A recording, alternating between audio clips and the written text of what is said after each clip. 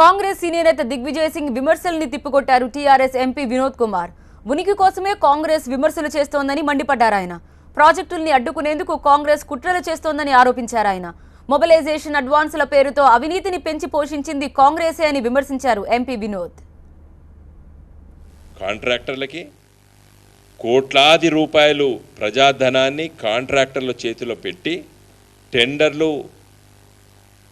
కేంద్ర ప్రభుత్వము సంబంధించినటువంటి అనుమతులు రాకుండానే పిలిచి ప్రాణహిత చెవెళ్ళ ప్రాజెక్టుతో పాటు చాలా ప్రాజెక్టులు టెండర్లు పిలిచి మొబిలైజేషన్ అడ్వాన్స్లు ఇచ్చి కాంట్రాక్టులు జేబులు నింపి ఉన్న సందర్భంలో అవినీతి నిరోధ శాఖ పెట్టినటువంటి కేసులు, ముఖ్యంగా సిబిఐ పెట్టినటువంటి కేసుల లోపల మీ ముఖ్యమంత్రి కుటుంబము అబాస్పాలైంది, కుటుంబ సభ్యులు జైల్లోకి పోయినరు. రాజశేఖర రెడ్డి గారి కుటుంబ సభ్యులు,